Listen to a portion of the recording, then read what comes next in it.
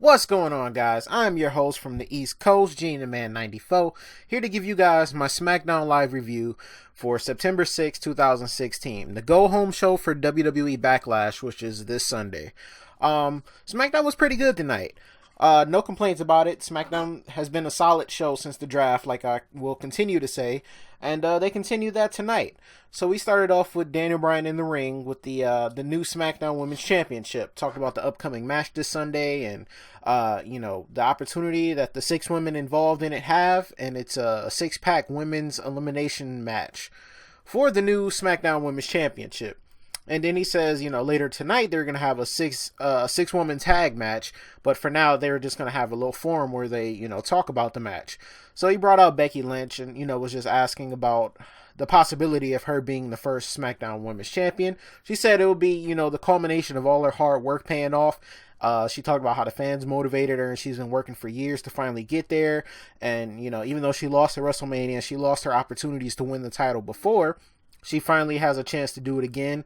And she wants to show why she was the first women's draft pick of SmackDown Live.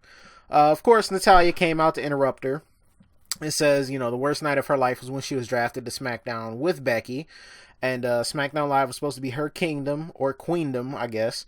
But she's been tortured by the sight of Becky and her hair and everything. And then Alexa Bliss and Carmella came out and they all started bickering with each other. They were like, wait, Becky's trying to turn us all against each other. Let's get her. And they were about to triple team her, but Nikki Bella and Naomi, of course, came out to have her back. So, they had the tag team match later that night, but not now. So, when they came back from break, Shane McMahon and Daniel Bryan were backstage in the office. Daniel was like, you know what, next time, Shane, you can handle the women. I'll do everything else because that was just chaotic. Then The Miz shows up, and we all remember the famous, infamous promo The Miz dropped a few weeks ago on Talking Smack against Daniel Bryan after Daniel Bryan called him a coward. So Miz was like, I got back off my vacation and you guys are trying to talk about the women's division. I'm your IC champion. And he's upset that he has to face the so-called loser, I say that with quotations, Dolph Ziggler. The Miz says Daniel can't get over what he said to him on Talking Smack. And Daniel was like, wait, but you walked away from Dolph Ziggler last week when he wanted to fight. And you're going to have the match at Backlash. And if you don't want to, you can just give me the title now. Whatever. That's fine. Just hand over the title. The Miz looked at him and just walked away to have his match with Apollo Crews, a non-title match.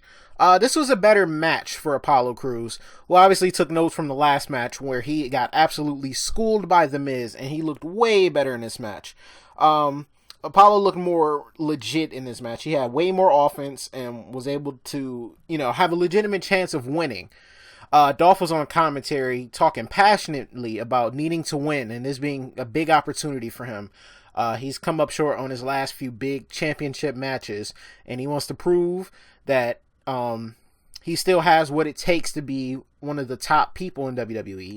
He's a former 2-time world champion, and he knows he can be back on top once again, even, just getting the IC championship. And if he loses, he might have to go back to the drawing board, become himself again, may even leave and have to come back. And he was just stressing how important it was for him to win. He needs to turn the corner and change some things and improve to be back on top.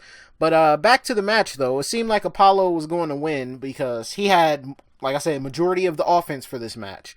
But, of course, Miz, once he escaped Apollo's finishing move, got outside the ring, started talking smack to Dolph Ziggler. Apollo tried to intervene and, kick the Miz, but he missed. Miz threw him into Dolph Ziggler, and then he threw him into the ring post, got him back into the ring, and hit the skull-crushing finale. So, another loss for Apollo. I don't know what they're doing here, but it makes the Miz look like a good champion going into Backlash. He's able to do what it takes to win the match, and that's what he's supposed to do. He's a heel. Contradicting of what they're doing with Charlotte, having her lose clean. But I digress. So next we had, after the end of the match, though, Dolph Ziggler was in the ring with the IC Championship telling Miz to come get it. You say you're not a coward, well, come get the title from me. Come face to face with me. The Miz sends Maurice in there to get the title and just walks away. So Dolph was obviously pissed. He's not going to do anything to Maurice, but he's just like, she can't win the match for you this Sunday. You got to do it yourself. So you can keep running while you want to, but I'm coming for you. But after that, AJ Styles was talking with Renee Young. She showed the footage of Dean Ambrose pretty much embarrassing him last week. And he was pissed. Like, he grabbed the producer, like, who gave her that footage to show? You guys think this is a joke?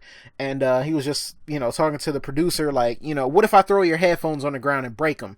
And I blame it on you, and then you get fired. Would your family think that's funny, huh? And AJ was just on a vendetta tonight because he felt like people were making fun of him for what happened last week, which is exactly what was going on. Bray Wyatt dropped a sweet little eerie, creepy, weird promo on Randy Orton. He was talking about survival and how a man will search for food to survive, but there's always an apex predator that's lurking. They both have the same mentality, but the predator has no fear, so he terrorizes. But over time, mankind evolves and adapts to build and create, and sooner or later, the predator becomes the prey, and history repeats itself. He says Randy isn't the predator he once was, and Bray says now he is. He has adapted and evolved, and he has a weapon far better than anything Orton has. And the Predator learns his fear at Backlash. He says something about he's a god and Randy's only a man or something like that. But it was just nice. Like, he had the smoky background. He was sitting in his vintage rocking chair, to quote Michael Cole. Michael! But after this, we have the 6 women's tag team match. Naomi, Nikki Bella, and Becky Lynch versus Natalya, Alexa Bliss, and Carmella. I think they brought up Carmella too quickly. She could have proven herself a little bit more down at NXT, worked on herself a little bit more, worked on her in-ring skills. They could use a little bit of work. It's just a nitpick with me. She has some good matches down at NXT, but she's just a little too gimmicky in the ring. Like, her being a heel is great. I like, her charisma and all of that. Her persona that she has now, but it doesn't flow smoothly in the ring. She doesn't take over like she's supposed to and neutralize the face in the match, because normally that's what they do.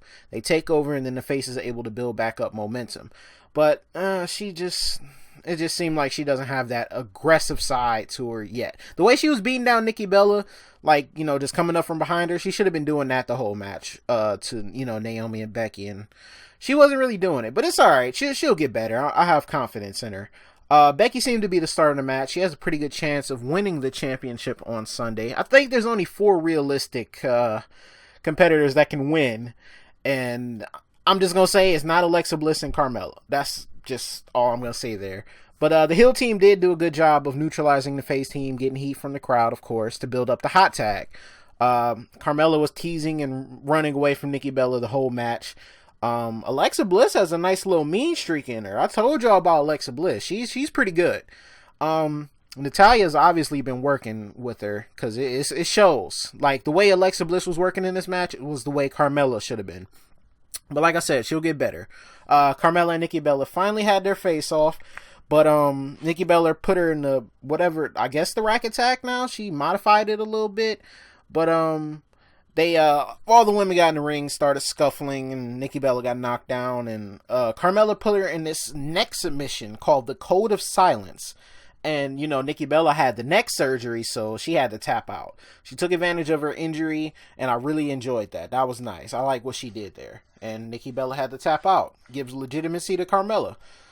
Next, we had the one of the semifinal tag team championship tournament matches. The Usos versus American Alpha. The winner of this would advance to Backlash for a shot at the new SmackDown Tag Team Championships, of course. The 2-time tag team champion Usos versus the upstart team in American Alpha. They had lots of respect, going into this match. At least I thought so. The Usos, shook their hand before the match and then tried to go after them and attack them from behind to get the upper advantage in the match. But American Alpha turned it around on them and beat them in like a minute and a half or less than a minute. And was able to pick up the victory over the Usos, the veteran Usos. And they just snapped after that. Once they got embarrassed by American Alpha in less than a minute, they took their aggression out on him and they attacked Chad Gable's leg. Now, apparently he really hurt his MCL. His MCL strained. I guess he'll be back in 2 to 4 weeks, but because they won this match, and now he's injured, they won't be able to be at Backlash. So we'll find out later tonight what they did in a little bit. I'll talk about that in a second. But yeah, the Usos have finally snapped and now they're heels. So let's see if they get more aggressive and let's see what they do from here. They've needed to be healed for a while now. The crowd has been stale on them for a long time. So we had Randy Orton backstage addressing Bray Wyatt's comments, and he was like, Bray likes to tell stories, so he's going to try to tell one himself. And then he talked about a man, also on the hunt for survival, and he sees a rabbit, so he kills him. He goes up to the rabbit, and then he knows there's a snake near him too, obviously eyeing the rabbit he just killed. So, he keeps his eye on the snake, and then he goes to get his, his kill, his survival, his food. And the snake doesn't move. Snake doesn't budge. And as soon as he goes to run away and, flee the scene, that's when the snake makes his move and he pounces on him. And the snake never forgot about the rabbit. But once he saw the guy going after the rabbit, he figured he could have them both. So it was a nice little story Randy portrayed there. And he was like, the same thing's going to happen in Backlash to Bray Wyatt. And he won't know what hit him. Fandango got squashed by Kane. Not much to talk about there. Then we had the final semi-match for the Tag Team Championship tournament, which was the Hype Bros versus Rhino and Heath Slater. For some reason, though, the Hype Bros are getting no reaction from the crowd. And Heath Slater is. Heath Slater is getting a pop. They had his, I guess, I don't know if that's his real family, but they had his family ringside. His wife and 7 kids. I'm not sure if that's really them, but I think it's Mojo Rawley. I don't think he's getting the reaction they expected him to get, bringing him up from NXT. He's not getting no reaction. They loved him in NXT, but he's not getting no reaction on the main roster. Rhino's over, apparently, too. He got the hot tag to save Slater. The crowd popped for the hot tag, too. Like, I just thought the crowd didn't care about this match, but once Rhino got in for the hot tag, they popped. Rhino gored Ryder, and they picked up the win. They're in the finals. If they win this match, Heath Slater gets a contract, and he's a tag team champion again. So it was going to be Heath Slater and Rhino versus American Alpha, but since Gable is hurt, they announced on Talking Smack that they would have the Hype Bros face the Usos, and the winner of that match would face Rhino and Heath Slater in the finals for the tag team championship. So they took the 2 semifinal losers, put them in a loser bracket, and the winner of that match will face and, advance to the winner's bracket. So I think that was nice what they did there. They had to do something because obviously they weren't expecting Chad Gable to be hurt. The Usos backstage said they, all the frustration they've been feeling had finally came out. They come in and day out, try to get cheers from the fans, but they'd rather cheer a team like American Alpha, so they had to make an example of them. They've been trying to get respect, and now they're done. Now they're going to be legitimately what they want to be. Their aggressive side is now showing. So now we had it's not the main event, but the final segment of the night, which was Dean Ambrose and AJ Styles facing off, because they're facing off for the WWE Championship at Backlash. That'll be the main event for Backlash. Nice little segment here, though. Dean Ambrose came out and AJ came out, and Dean gave him a participation trophy for bowling. He was like, I didn't win it, but they gave me one for participating. I'm giving you this because that's the only trophy you're going to get from me. AJ was like, you have no idea who you're dealing with. If you would, you wouldn't be, talking about that, AJ's a joke and everything. Dean was like, oh, really? Let me roll this footage of you. And then he rolls the footage of AJ falling on the top rope and, being embarrassed again. AJ said he's not a joke, and he has seen his armband to prove it. He beat him clean in the middle of the ring. So, he doesn't want Dean to hand him a trophy. He's going to take the trophy over his shoulder at Backlash. You can look through him. You can, look past him, call him a joke or whatever. But John Cena took him dead serious, and he still beat him clean in the middle of the ring at SummerSlam. So go ahead, make all your jokes, but when it's time to have the match, you're going to know that AJ Styles is the face that runs the place. Dean said, when he's in the ring, it's his battlefield. He's beat him before in the Indies, but you don't see him going around with a piece of his, his wardrobe or whatever, bragging about beating him. They've wrestled before. He was like, of course, and AJ was like, you're not John Cena. Dean was like, hell yeah, I'm not John Cena. That's no disrespect to him, but you out-wrestled John Cena. You're not going to out-wrestle me. You better pick that trophy up off the ground that you smacked out of my hand if you want a trophy, because we don't give out trophies for the face that comes in second place. I was like, ooh, that was like a hard-hitting promo. Dean dropped on him real quick. Then AJ kicked him in the balls, and that's how SmackDown ended. He kicked him in the balls. I guess to, obviously poke fun at Dean Ambrose, embarrass him the same way he embarrassed him last week. But yeah, like I said, SmackDown was it was a good show. It wasn't great, but it was good. I was entertained. I was able to sit through it and, enjoy it for what it was. I think it's just the fact that Raw's 3 hours. It's just too much for me. I think that's the reason I'm not as excited for Raw anymore as I am for SmackDown. And I haven't watched SmackDown consistently in years. I'm going to keep saying it, but SmackDown's good now. Don't sleep on SmackDown. Please check it out if you haven't checked it out. Hope you guys enjoyed the review. Backlash is coming up this Sunday. Quick update on that. I probably won't be home to watch Backlash when it first come on, so I'm going to have to watch it when I get home and then do my review. So you'll be getting a review. It'll just be a little bit later. And I'll do my predictions video probably not, maybe tomorrow. I'll probably do it tomorrow. That'll probably be when I do that. And yeah, I'll talk to you guys during my predictions video, and I'll see you guys Sunday for Backlash. Thank you guys for watching my SmackDown Live review. Leave a like on the video if you enjoyed. Subscribe if you guys are new. It really helps the channel out. I want to thank everybody who's subscribed. I think we're at like 65 subscribers, so we're steadily growing this thing. I definitely thank you guys so much for all your support, and I'll talk to you guys later on. Peace.